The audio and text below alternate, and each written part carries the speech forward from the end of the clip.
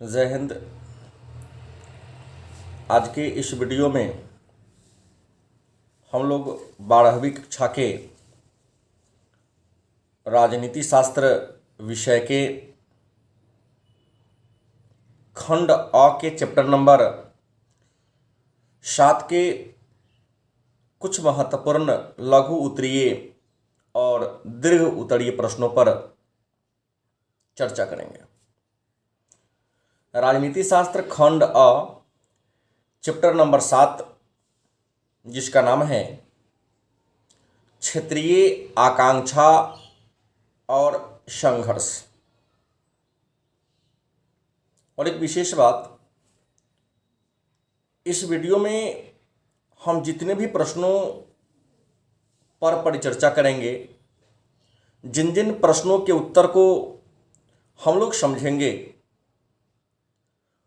उस सभी का उत्तर जो मैं एक्सप्लेन कर रहा हूँ, बता रहा हूँ, वे सारी बातें इसी वीडियो के डिस्क्रिप्शन में डाल दिया जाएगा। वीडियो को सुनने के बाद इसके डिस्क्रिप्शन में जाकर के आप निश्चित तौर पे इसके सारे उत्तर को देख सकते हैं, लिख सकते हैं। तो आइए, आज का जो पहला प्रश्न है, राजनीति शास्त्र खंड अ चैप्टर नंबर 8 का, चूंकि 7 तक हम लोगों ने पढ़ लिया है, 8वां नंबर जो चैप्टर है उसका नाम है नए सामाजिक आंदोलनों का उदय। राजनीति शास्त्र भाग 1 चैप्टर नंबर 8, चैप्टर का नाम है नए सामाजिक आंदोलनों का उदय। तो पहला प्रश्न है, नए सामाजिक आंदोलन से आप क्या समझते हैं? नए सामाजिक आंदोलन से आप क्या समझते हैं? तो आपका उत्तर होगा स्वतंत्रता प्राप्ति के बाद, स्वतंत्रता प्राप्ति के बाद या आज़ादी के बाद हमारे देश में कुछ समुदायों के द्वारा, कुछ सामाजिक वर्गों के द्वारा अपनी विशेष पहचान बनाने के लिए, सामाजिक भेदभाव को मिटाने के लिए, स्वायत्तता की स्थापना करने के लिए एक आंदोलन चलाया। उस आंदोलन को हम नए सामाजिक आंदोलन के नाम से जानते हैं। और एक विशेष बात है कि ये जो आंदोलन है, यह किसी जाति, धर्म या विचारधारा से जुड़ा हुआ नहीं, बल्कि सारे आंदोलन स्वतंत्र आंदोलन थे। दूसरा प्रश्न है, स्वतंत्रता प्राप्ति के बाद कुछ आंदोलनों को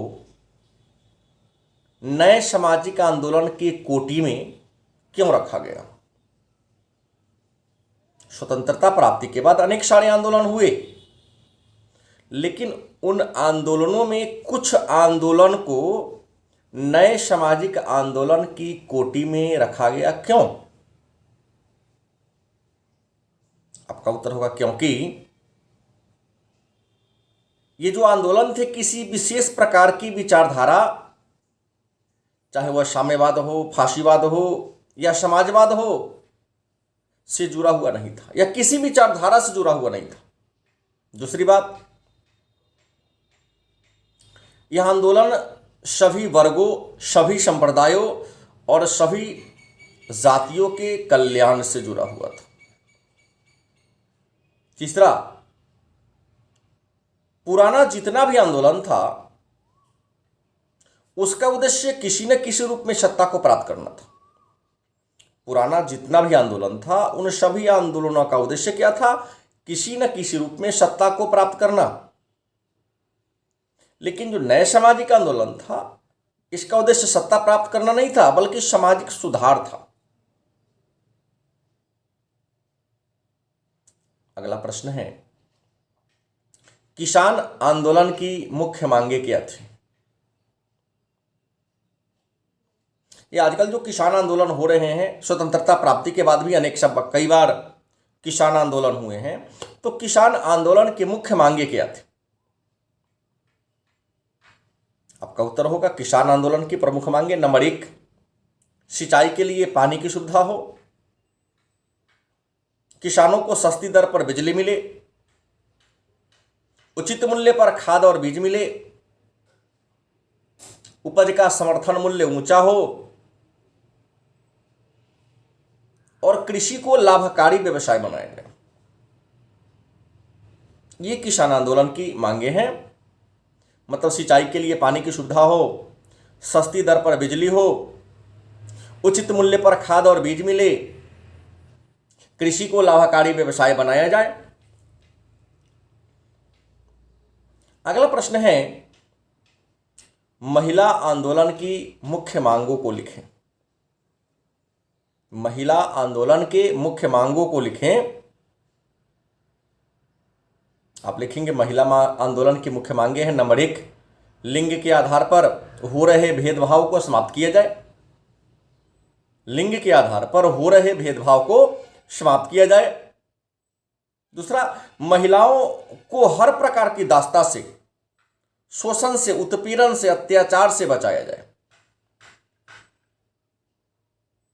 परिवार, समाज,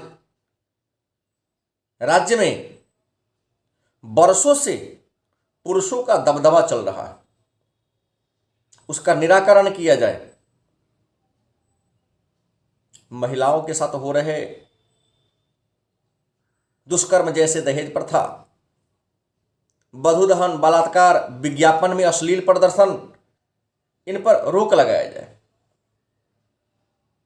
और सबसे महत्वपूर्ण बात, चूंकि महिला ही महिला की समस्या को समझ सकती है, महिला ही महिला की समस्या को समझ सकती है, अतः महिला सबलीकरण किया जाए, मतलब महिलाओं का सशक्तिकरण किया जाए।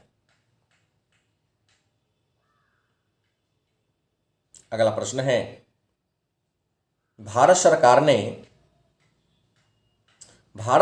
ने 2001 ईस्वी में महिला सबलीकरण के लिए राष्ट्रीय नीति की घोषणा की। उसके मुख्य बातों को लिखें। भारत सरकार ने 2001 ईस्वी में महिला सशक्तिकरण के लिए, महिला सबलीकरण के लिए राष्ट्रीय नीति की घोषणा की। उसके मुख्य बातों को लिखें। आपका उत्तर होगा, ऐसी आर्थिक नीति का निर्माण किया जाए, देश में ऐसा वातावरण पैदा किया जाए कि महिलाओं को अपनी क्षमता को पहचानने का अवसर मिले। दूसरा, महिलाओं को राजनीति के क्षेत्र में, आर्थिक क्षेत्र में, सामाजिक क्षेत्र में, सांस्कृतिक क्षेत्र में, मतलब महिलाओं को सामाजिक, आर्थिक और राजनीतिक क्षेत्र में पुरुषों के समान अधिकार मिले। तीसरा, महिलाओं के स्वास्थ्य की रक्षा हो, महिलाओं के स्वास्थ्य की रक्षा हो, उन्हें शिक्षा व रोजगार का अवसर उपलब्ध कराया जाए। और चौथा महत्वपूर्ण बात है कि न्याय व्यवस्था को इस प्रकार सकुशल और कारगर बनाया जाए कि महिला पर हो रहे अपराध पर नियंत्रण हो और महिलाओं को सामाजिक न्याय के साथ सामाजिक सुरक्षा उपलब्ध कराया जाए। ये महिला सशक्तिकरण अधिनियम 2001 की मुख्य बातें। अगला प्रश्न है, चिपको आंदोलन क्या है? चिपको आंदोलन क्या है अथवा चिपको आंदोलन से आप क्या समझते हैं? चिपको आंदोलन क्या है अथवा चिपको आंदोलन से आप क्या समझते हैं? आपका उत्तर होगा, चिपको आंदोलन जो जल, जंगल और जमीन से जुड़ा हुआ एक पर्यावरणीय आंदोलन है। इस आंदोलन के संस्थापक चंडी प्रसाद भट्ट और राष्ट्रीय नेता सुंदरलाल बहुगुणा है। इस आंदोलन की शुरुआत उत्तराखंड के टेहरी गढ़वाल के चमोली जनपद से हुई थी। गांव वालों ने वन विभाग से खेती बाड़ी करने के लिए अंगू की पेड़ काटने की अनुमति मांगी, लेकिन वन विभाग ने अनुमति देने से इनकार कर दिया। लेकिन कुछ दिनों के बाद जब एक खेल का सामान बनाने वाली कंपनी वन विभाग से उस जमीन का व्यावसायिक प्रयोग करने की अनुमति मांगी, तो वन विभाग ने उस कंपनी को दे दिया। जब इस बात की जानकारी गांव वाले को हुई, उससे बड़ा रोष हुआ, बड़ा दुख हुआ। और जब खेल सामान बनाने वाली कंपनी के कर्मचारी, वर्कर्स जंगल को, अंगू के पेड़ को काटना शुरू कर दिए, पेड़ को काटने के लिए आसपास के पुरुषों को ही चुना, उन्हें शराब पिला दिया, ताड़ी पिला दिया, ताड़ी के नशे में आकर विरोध नहीं किया, पेड़ काटना शुरू कर दिया।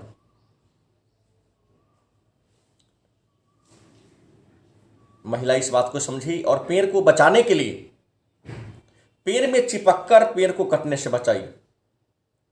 हालांकि कुछ विद्वानों का कहना है कि लगभग 250 महिलाओं को पेड़ सहित काट दिया गया। जब सरकार को इस बात की जानकारी मिली तो अगले 15 वर्षों तक के लिए हिमालय के क्षेत्र में वृक्ष की कटाई पर, पेड़ की कटाई पर रोक लगा दी गई। क्योंकि इस आंदोलन में पेड़ की रक्षा करने के लिए पेड़ से चिपककर पेड़ को बचाया था, इसलिए इसका नाम चिपको आंदोलन पड़ा। अगला प्रश्न है, नर्मदा बचाओ आंदोलन क्या है? नर्मदा बचाओ आंदोलन क्या है अथवा नर्मदा बचाओ आंदोलन से आप क्या समझते हैं? आपका उत्तर होगा नर्मदा बचाओ आंदोलन, जिसके संस्थापक सुश्री मेघा पाटेकर हैं। भारत सरकार ने नर्मदा और उसके सहायक नदियों पर 300 बड़े बड़े, 135 मध्यम स्तर के और 300 छोटे छोटे बांध बनाने का निर्णय लिया। इस बांध पर सरदार सरोवर नामक बहुउद्देशीय परियोजना बनाने की बात सोची। इस बांध के निर्माण से, इस बहुउद्देशीय परियोजना के निर्माण से जहां एक और बिजली, सिंचाई के साधन, आवागमन के साधन का विकास हो रहा था, वहीं इस बांध की ऊंचाई के कारण हजारों हेक्टेयर कृषि योग्य भूमि, जंगल और सैकड़ों गांव जलमग्न हो रहे थे। अतः इस बांध के ऊंचाई के विरोध में एक सामाजिक कार्यकर्ता, एक पर्यावरणविद सुश्री मेघा पाटेकर ने आंदोलन चलाया। मांग किया कि बांध की ऊंचाई को कम किया जाए ताकि पर्यावरण को क्षति न हो, पुनर्वास की समस्या उत्पन्न न हो। तो बांध की ऊंचाई के विरुद्ध में एक आंदोलन चलाया। उसी आंदोलन को हम नर्मदा बचाओ आंदोलन के नाम से जानते हैं। अगला प्रश्न है, दलित पैंथर्स क्या है अथवा दलित पैंथर्स आंदोलन से आप क्या समझते हैं? दलित पैंथर्स क्या है अथवा दलित पैंथर्स आंदोलन से आप क्या समझते हैं? आपका उत्तर होगा दलित हमारे समाज का अभिन्न अंग है। दलित हमारे समाज का अभिन्न अंग है, लेकिन यह समुदाय प्रारंभ से ही जातीय क्रूरता का शिकार रहा है, सामाजिक भेदभाव का शिकार रहा है। यद्यपि संविधान बना और संविधान में सभी प्रकार के भेदभाव को समाप्त कर दिया गया, चाहे वह धर्म के नाम पर हो, जाति के नाम पर हो, क्षेत्र के नाम पर हो, अस्पृश्यता को ही अंत कर दिया गया, लेकिन फिर भी दलितों की स्थिति में सुधार नहीं आया। सामाजिक जातीय हिंसा के वे शिकार होते रहे। अतः 1970 के दशक में महाराष्ट्र के दलित नौजवानों ने अपनी स्थिति में सुधार लाने के लिए दलित पैंथर्स नामक एक संस्था की स्थापना किया और उसी संस्था के बैनर तले अपने स्थिति में सुधार लाने के लिए एक आंदोलन चलाया। उसी आंदोलन को हम दलित पैंथर्स आंदोलन के नाम से जानते हैं। अगला प्रश्न है, ताड़ी विरोधी आंदोलन क्या है? ताड़ी विरोधी आंदोलन क्या है अथवा ताड़ी विरोधी आंदोलन से आप क्या समझते हैं? आपका उत्तर होगा ताड़ी विरोधी आंदोलन, जिसकी शुरुआत आंध्र प्रदेश के नेल्लौर जिला के दुबरगट्टा गांव से हुआ था। यह आंदोलन महिलाओं के द्वारा चलाया गया स्वतः अस्फुट आंदोलन था। यह आंदोलन शराब के माफिया तथा सरकार के खिलाफ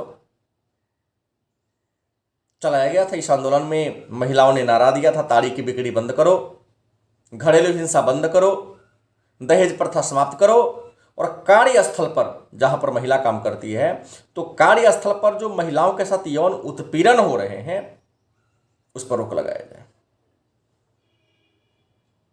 अगला प्रश्न है, मंडल आयोग का गठन क्यों किया गया?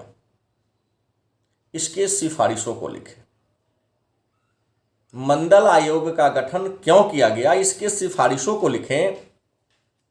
उत्तर होगा मंडल आयोग का गठन 1978 ईस्वी में जनता पार्टी की सरकार के द्वारा बिंदेश्वरी प्रसाद मंडल की अध्यक्षता में किया गया। अध्यक्षता में पिछड़े वर्ग की पहचान करने के लिए किया गया था। मतलब मंडल आयोग जिसका गठन 1978 ईस्वी में 1978 ईस्वी में जनता पार्टी की सरकार के द्वारा बिंदेश्वरी प्रसाद मंडल की अध्यक्षता में पिछड़े वर्ग की पहचान करने के लिए किया गया था। मंडल आयोग ने सरकार को अपना रिपोर्ट 1980 में पेश किया और अपने सिफारिश में कहा पिछड़ा वर्ग मतलब पिछड़ी जाति में स्वीकार किया जाए। पिछड़ा वर्ग का मतलब पिछड़ी जाति के अर्थ में स्वीकार किया जाए और उन्हें वर्ण व्यवस्था में, क्योंकि उन्हें वर्ण व्यवस्था में नीचा समझा जाता है। दूसरी, पिछड़ी जातियों को शिक्षण संस्थाओं, सरकारी नौकरियों में 27% आरक्षण दिया जाए। तीसरा, अन्य पिछड़ा वर्ग की स्थिति में सुधार लाने के लिए भूमि सुधार कानून बनाया जाए। अगला प्रश्न है, अन्ना आंदोलन पर टिप्पणी लिखें। अन्ना आंदोलन क्या है अथवा अन्ना आंदोलन पर टिप्पणी लिखें। आपका उत्तर होगा अन्ना आंदोलन समाजवादी कार्यकर्ता अन्ना हजारे के द्वारा 2011-12 ईस्वी में दिल्ली में भ्रष्टाचार के विरोध में चलाया गया एक देशव्यापी आंदोलन है।